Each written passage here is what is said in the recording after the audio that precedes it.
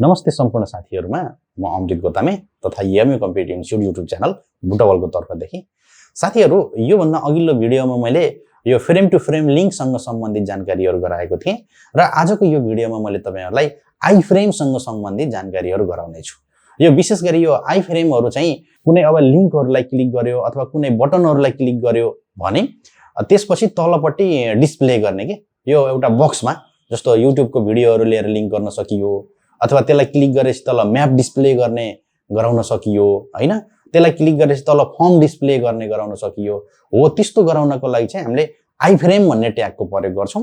आज जे जति विषयवस्तु समेट्ने छु मैले यही आई फ्रेम सँगै समेट्ने छु यो भिडियोमा र ढिला नगरी तपाईहरुलाई आजको यो भिडियोको कम्प्युटर स्क्रिन तर्फ लैजान चाहन्छु।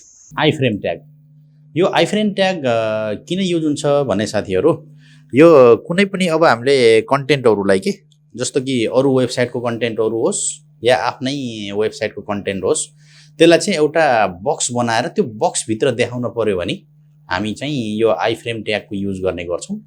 र विशेष गरी यो आई फ्रेम ट्यागमा देखाउन त जे पनि देखाउन सकिन्छ हैन। यसमा प्राय जसो यो हाम्रो कुनै पनि लोकेसन के कुनै पनि ठाउँको लोकेसन म्यापहरु अथवा कुनै पनि अब सोशल मिडियाको भिडियोहरु चाहे टिकटकहरुको होस् चाहे अब युट्युबहरुको होस् हैन अथवा फेसबुकमै पोस्ट गरेको पनि हुन सक्यो त्यस्ता भिडियोहरुलाई पनि लिएर एउटा फ्रेम भित्र एउटा सानो रेक्टेंगुलर बक्स जस्तो फ्रेम भित्र देखाउन पर्यो भने चाहिँ यो आई फ्रेम ट्यागको प्रयोग हुन्छ हैन। मैले चाहिँ प्राय जसो यसलाई चाहिँ अब कुनै युट्युबरको भिडियोहरु आफ्नो वेबसाइटमा सानो एउटा फ्रेम बनाएर राख्न पर्यो भने अथवा कुनै पनि गुगल म्यापहरुलाई आफ्नो बिजनेसको अथवा कुनै पनि ठाउँको म्यापहरुलाई चाहिँ लिएर त्यहाँ अब फ्रेम भित्र देखाउन पर्यो भने मैले यो प्रयोग गर्ने गर्छु र धेरै जसो लगभग त्यसैको लागि प्रयोग गर्ने हो यो आई फ्रेम भनेको। अनि यसको चाहिँ हाम्रो ट्याग चाहिँ हाम्रो आई फ्रेमबाट सुरु हुन्छ आई फ्रेम अनि त्यसपछि यो पेयर ट्याग हो हैन। पेयर ट्याग भनेपछि फेरि आई फ्रेम क्लोज पनि हुन्छ र त्यसपछि अब यस भित्र चाहिँ अब हामीले के देखाउने हो तिनी कुराहरु चाहिँ यहाँ देखाउने हो हैन। र यो गर्नको लागि अब म उता कोड एडिटरमा पनि तपाईहरुलाई देखाउँछु। मैले यहाँ एउटा हेर्नुस् यो कोड एडिटर VS कोड भन्ने खोलेको छु र यहाँ गएर मैले एउटा न्यू फाइल बनाउँछु र iframe.html भनेर बनाए अनि कहाँ सेभ गर्ने भनेर भन्नु मैले अहिले यसलाई तत्कालै यो आफ्नो ड्राइभमा म सेभ गर्दिन्छु। तपाईहरु पनि त्यस्तै गरेर गर्न सक्नुहुन्छ। ल iframe.html भनेर मैले यो राख्दिएँ र अहिले हाम्रो यहाँ प्लेन छ यहाँ केही पनि छैन हैन। अब तपाईहरुले यो भन्दा अगाडिका कुराहरु पहिले सिकिसक्नु भएको छ। HTML को फाइल बनाउँदा पहिला HTML ट्याग सुरु गरेर हेड सेक्सन बडी सेक्सन भन्ने तिनी सबै कुराहरु पहिले सिकिसक्नु भएको छ। त्यसलाई तपाईहरुले अब रिपिट गरिरहनु पक्कै पनि पर्दैन।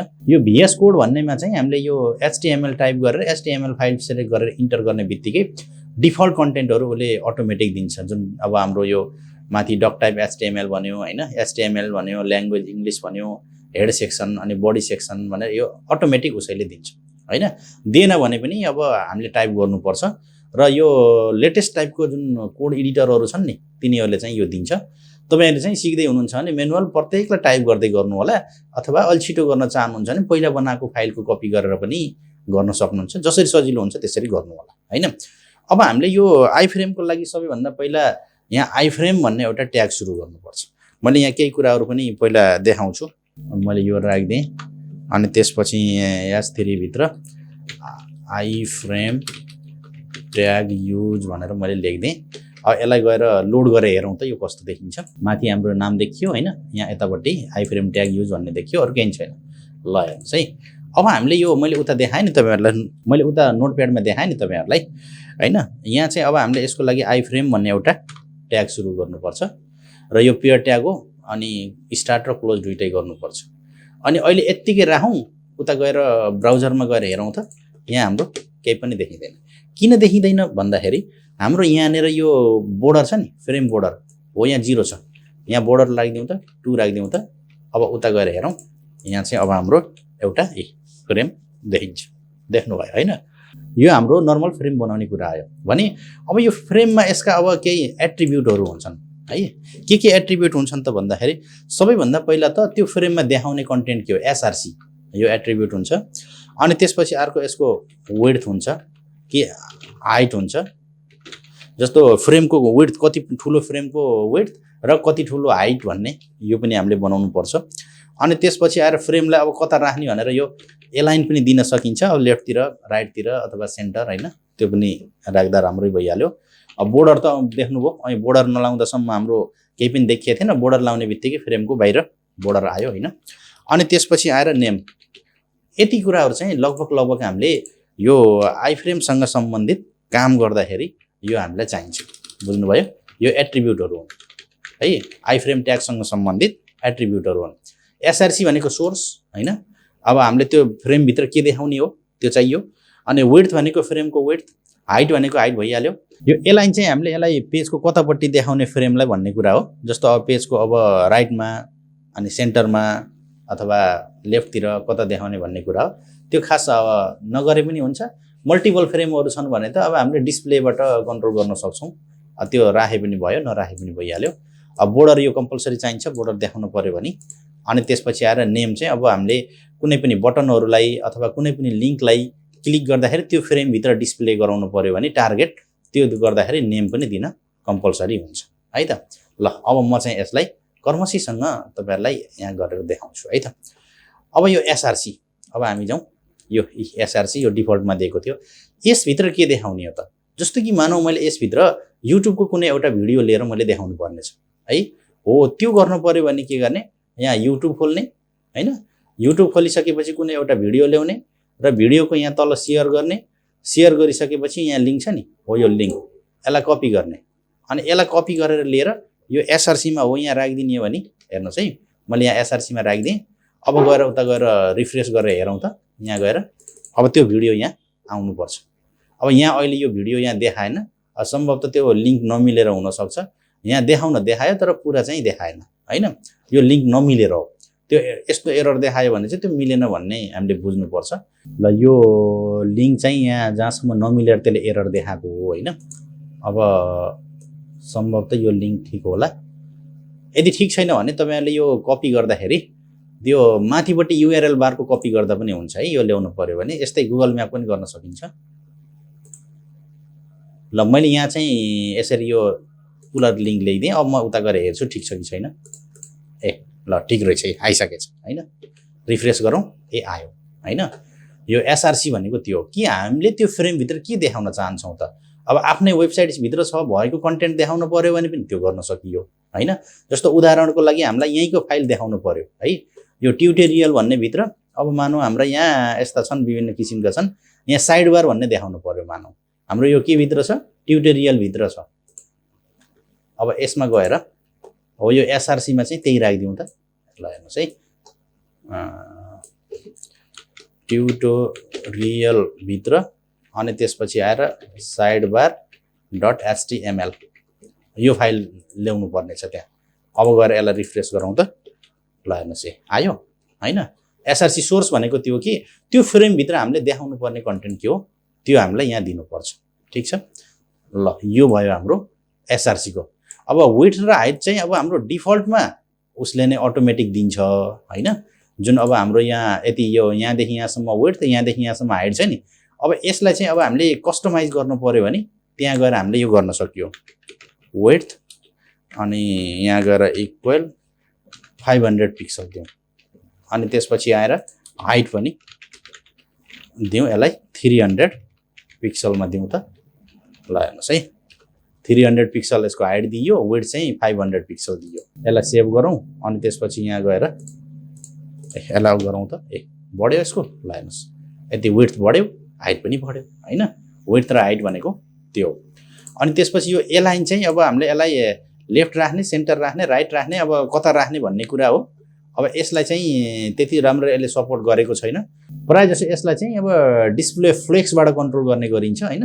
त्यसो हुँदाखेरि यो एलाइन चाहिँ यहाँ नदिए पनि हुन्छ। यो एलाइन त्यसै पनि यहाँ यसले एरर देखाइसक्यो हैन। यो रेड देखायो, यो एरर देखायो भनेपछि यो यसलाई नगरौँ, यहाँ यो हटाइदिउँ। यो एलाइन चाहिँ यो एलाइन यसबाट गर्ने होइन कि हामीले यो डिस्प्लेबाट कन्ट्रोल गर्ने हो कि। Display flex, display inline block भन्ने हुन्छ नि, त्यो जुन हामीले पहिले पढिसकेको छ नि डिस्प्लेमा, हो त्यसबाट कन्ट्रोल गर्ने, यहाँबाट नगर्ने। अनि त्यसपछि यो बोर्डरको कुरा त अब बुझिहाल्नु भयो। यहाँ हाम्रो फ्रेम बोर्डर भनेको छ। बोर्डर मात्रै राखे पनि केही बिग्रिँदैन। नत्र तपाईहरुले सजिलोको लागि यसलाई चाहिँ फ्रेम बोर्डरै भनेर बुझ्नु न, बोर्डर मात्रै भन्दा पनि हुन्छ। अब फ्रेम बोर्डर भनेको छ, ठिक छ, त्यही नै बुझौँ डिफल्टमा। अनि त्यसपछि अर्को लास्ट भनेको नेम। यो चाहिँ एकदम इम्पोर्टेन्ट कुरा हो। यो नेम चाहिँ हामीले त्यति बेला दिनुपर्छ टार्गेट गर्नु पर्यो भने जस्तो माई फ्रेम भनेर दिउँ हैन। नाम जे दिन पनि पाउनुहुन्छ तपाईँहरूले, त्यही एउटा युनिक टाइपको दिने हो, जे दिए पनि हुन्छ। अनि यो नेम किन दिनुपर्छ भन्दा हामीले कुनै पनि अब बटनहरू भयो अथवा कुनै पनि लिङ्कहरूलाई क्लिक गर्दाखेरि त्यहाँ डिस्प्ले गराउनु पर्यो भने त्यति बेला चाहिँ यो एकदम नेम चाहिँ कम्पलसरी हुन्छ कि हैन। ल अब यसलाई चाहिँ यहाँ गएर रिफ्रेस गरौँ। यो भयो। अब यतिसम्म त राम्रोसँग बुझ्नुहुन्छ होला हैन। एसआरसी, विड्थ अनि हाइट, फ्रेम बोर्डर अनि त्यसपछि आएर नेम, यति कुरा चाहिँ राम्ररी बुझ्नुहुन्छ होला र राम्रोसँग यसलाई प्र्याक्टिस गर्नु होला। ल यहाँसम्म बुझ्नुहुन्छ हैन। अनि अब हामीले यहाँ कुनै पनि अब लिङ्कलाई क्लिक गर्दाखेरि यो फ्रेमभित्र डिस्प्ले हुने हामीले बनाउनु पर्यो। जस्तो कि यतातिर अब हामीले यो साइड बार बनाएको छ, अनि त्यो साइड बारमा भएको त्यो मेनुलाई क्लिक गर्दाखेरि फ्रेममा डिस्प्ले हुने गराउनु पर्यो मानिलिउँ हैन। त्यसको लागि चाहिँ हामीले पहिला अब यहाँ बनाउनु पर्छ। हेर्नुहोस् है, यसको लागि चाहिँ हामीले यो एङ्कर ट्याग यो रुटिन सेट गर्नुपर्छ। यसलाई चाहिँ मैले एउटा यो युएल भन्ने ट्याग सुरु गरेर यसित एलआई भित्र गरेर यहाँ मैले होम भनेर राखेँ। यसलाई कपी गरौँ अनि यहाँ चाहिँ अब हाम्रो भिडियो भनेर मैले राखेँ हैन। यस्तै गरेर मैले यहाँ राखेँ हैन, यो युएल भित्र हो यहाँनिर। अब यहाँ हाम्रो अगाडिपट्टि के देखिन्छ, ल हेर्नुहोस् यहाँ होम भिडियो भन्ने देखियो हैन। अब अहिले यसलाई चाहिँ यो हाइड गरिदिउँ। हो यहाँनिर यो बोर्डर 0 गरिदिएपछि त्यहाँ हाम्रो देखिँदैन है। अहिले हाम्रो यति मात्र देखिएछ। अब यो भिडियोलाई क्लिक गर्दा होस् या होमलाई क्लिक गर्दा होस्, यसलाई क्लिक गर्दाखेरि यहाँनिर चाहिँ अब कुनै फाइल देखिने अथवा कुनै लिङ्क देखिने, म्याप देखिने, अथवा मैले यहाँ म्यापै बनाइदिन्छु। यहाँ अर्को पनि कपी गरौँ अनि यहाँ मैले यहाँ म्याप भनेर बनाइदिएँ हैन। यसरी यो मैले बनाइदिएँ। अब हामी यता त यो देख्न त पाउँछौँ हैन। यो होम भयो, भिडियो भयो, म्याप भयो हैन। फ्रेम चाहिँ अब मैले अर्को फ्रेम पनि बनाइदिन्छु। ल यहाँ तलपट्टि यहाँ लगेर यो फ्रेम बनाइदिएँ। यहाँ फ्रेममा चाहिँ यसलाई एलटी फ्रेम भनेर राखिदिउँ अनि यसलाई चाहिँ आरटी फ्रेम भनेर राखिदिउँ यिनीहरूको नाम। यो एसआरसी यसमा नराखे पनि हुन्छ किनकि हामीले माथि नै राख्छौँ। त्यसो गर्दा अब यो एसआरसी हटाइदिए पनि केही फरक परेन हैन। ल अहिले हाम्रो यहाँ केही पनि डिस्प्ले गरेको छैन। र बोर्डर राख्ने बित्तिकै फेरि यहाँ डिस्प्ले गरिहाल्छ। हेर्नुहोस् है, हो यहाँनिर अब हामीले 2 राखिदिउँ, यहाँ 2 राखिदिउँ त अब हाम्रो यो डिस्प्ले गरिहाल्छ। यहाँ कर्मसीसँग हाम्रो यो फ्रेम देखियो। यसलाई चाहिँ हामीले 0 गरिदिउँ, यसलाई पनि 0 गरिदिउँ। यो गरिसकेपछि अब हाम्रो यहाँ फ्रेम देखिँदैन। अब हाम्रो यो भिडियोलाई क्लिक गर्दा कुनै एउटा फ्रेममा युट्युबको भिडियो आउने, म्यापलाई क्लिक गर्दाखेरि यहाँ म्याप आउने हामीले बनाउनु पर्नेछ। अब त्यसको लागि तपाईँले यहाँ के गर्नुपर्छ भन्दा यहाँ एउटा एङ्कर सेट गर्नुपर्छ कि यो जुनमा अब गर्ने हो। यहाँ एङ्कर सेट गरियो, एउटा एचआरइएफ भयो। यो एङ्करलाई चाहिँ लास्टमा लगेर क्लोज गर्नुहोस्, यत्न लगेर बन्द गर्नुहोस् अनि यहाँ बन्द गर्नुहोस् अनि यो एङ्करलाई यता पनि यहाँ अगाडि पनि कपी गर्नुहोस्। यो एङ्कर ट्यागको बारेमा मैले तपाईँहरूलाई पहिले सिकाइसकेको छु। यदि बुझ्नु भएको छैन भने चाहिँ यहाँ माथिपट्टि मैले आई आइकनभित्र एङ्कर ट्यागको बारेमा लिङ्क राखिदिन्छु, त्यसलाई क्लिक गरेर तपाईँहरूले हेर्न सक्नुहुन्छ। एङ्कर ट्यागमा त हाम्रो के हुन्छन् एट्रिब्युट भन्दा एउटा एचआरइएफ, टार्गेट हैन, त्यस्ता हुन्थे। अब तपाईँले यो एचआरइएफमा चाहिँ हामीले त्यो फ्रेममा के देखिने बनाउने हो त हैन। जस्तो कि युट्युबको भिडियो खुल्ने बनाउने हो भने युट्युबको भिडियोको लिङ्क दिनु पर्यो। अनि त्यसपछि आएर म्याप खुल्ने गराउने हो भने म्यापको दिनु पर्यो हैन। जुन खुल्ने हो त्यो दिनु पर्यो नि त यहाँ हैन। खासै गाह्रो छैन, एकदम इजी छ। अब यहाँ मानौँ मैले युट्युबको कुनै एउटा भिडियो खुल्ने म बनाउन चाहन्छु। ल मैले चाहिँ यो भिडियो आउने म बनाउन चाहन्छु। यो भिडियोको लिङ्क भनेको हो यो हैन। हो यसलाई चाहिँ म कपी गर्छु, यहाँ गएर के गरिदिएँ एचआरइएफमा यो राखिदिएँ। ठिक छ। त्यसपछि यसको त अब हाम्रो त अर्को टार्गेट हुन्छ। मेन भनेको त टार्गेट त यसमा त दिनै पर्छ हैन। यो टार्गेटमा चाहिँ हामीले के गर्ने भन्दा यो कुन फ्रेममा खुल्ने हो त, यो फ्रेममा खुल्ने हो भने यहाँ आरटी फ्रेम भनेको छ नि, हो त्यो एकदम क्लियर गरेर यहाँ आरटी फ्रेम लगाइदिने हैन। अनि तल्लोमा फेरि अब हामीले के गर्ने हो, म्याप खुल्ने बनाउने हो। अब यहाँ चाहिँ हाम्रो म्यापको लिङ्क लिगौँ। ल हेर्नुहोस् यहाँ फेरि मैले यो म्यापको लिङ्क लिएर राखिदिएँ। अनि यसमा नि टार्गेट त चाहियो हैन, टार्गेट। यहाँ टार्गेटमा चाहिँ अब हामीले हो यहाँ चाहिँ के दिनु पर्यो भन्दा तलपट्टिको यो फ्रेमको नाम यसैको लागि दिने हो हैन। अब यहाँ एलटी फ्रेम, माथिपट्टि हामीले के दियो आरटी फ्रेम दियो हैन, तलपट्टि एलटी फ्रेम दियो। अब नाम जे दिए पनि हुन्छ, युनिक हुनु पर्यो। यहाँ र यहाँ सेम एउटै म्याच गर्यो भने फेरि त्यो एउटै फ्रेमतिर जान्छ भन्ने अर्थ लाग्छ। ल ठीक छ। अब त्यसपछि अब हामीले गएर यसलाई यहाँ गएर रिफ्रेस गरेर ल यतिसम्म भयो हैन। त्यसपछि यहाँ गएर अब हामीले रिफ्रेस गरेर हेरौँ, हेर्नु त यहाँ चाहिँ अब लिङ्क आयो, एङ्कर ट्याग सेट गरेपछि त लिङ्क आइहाल्छ। यहाँ म्याप भनेर आयो, यहाँ भिडियो भनेर आयो हैन। अब हामीले यो होममा अहिले सेट गरेको छैन, यहाँ एङ्कर आउँदैन। यो भिडियोलाई क्लिक गरौँ, ल हेर्नुहोस् भिडियो आयो। म्यापलाई क्लिक गर्दाखेरि म्याप आयो, ल हेर्नुहोस् हैन। यो भिडियोलाई क्लिक गर्दाखेरि यहाँ भिडियो आयो। हेर्नु त मैले हाम्रो यो यामी कम्प्युटर इन्स्टिट्युटको लोकेसन ल्याएको थिएँ। यहाँ कन्ट्रोल प्लस स्क्रोल भन्ने छ यसरी यहाँ हाम्रो चाहिँ यहाँ लोकेसन यो एड भएको थियो, त्यसैको लिङ्क कपी गरेर म्यापलाई क्लिक गर्दा यहाँ म्याप खुल्ने, भिडियोलाई क्लिक गर्दाखेरि यहाँ भिडियो खुल्ने मैले बनाइदिएँ। यसैलाई नै हामी के भन्छौँ भन्दा आइफ्रेम भनेर भन्ने गर्छौँ। यो त हामीले आफूले म्यानुअल आइफ्रेम लगाएर अब यहाँ यसका एट्रिब्युटहरू एसआरसीहरू अनि नेमहरू लगाएर प्रयोग गरियो। म्यापलाई अब हामीले डाइरेक्ट ल्याउनु पर्यो मानिलिउँ, अथवा हामीले कुनै युट्युबको भिडियोलाई डाइरेक्ट यहाँ ल्याउनु पर्यो हामीले म्यानुअल नगरिकन भने त्यस्तो पनि गर्न सकिन्छ। त्यसको लागि अब हेर्नुहोस् है, यसको लागि तपाईँ सबैभन्दा पहिला युट्युबमा जानुहोस् अनि युट्युबमा गएपछि कुनै पनि एउटा भिडियो खोल्नुहोस्।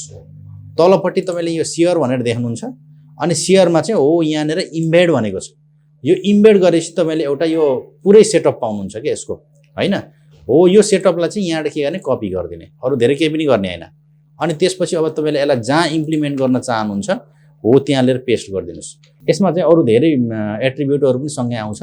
यो रेडिमेड हुन्छ, हामीले केही गर्नै पर्दैन है। हेर्नु त आइफ्रेम, विड्थ, हाइट, एसआरसी हैन, अनि टाइटल, फ्रेम बोर्डर, एलाइन, अब यिनी सबै अटोमेटिक यो आफै आएको छ।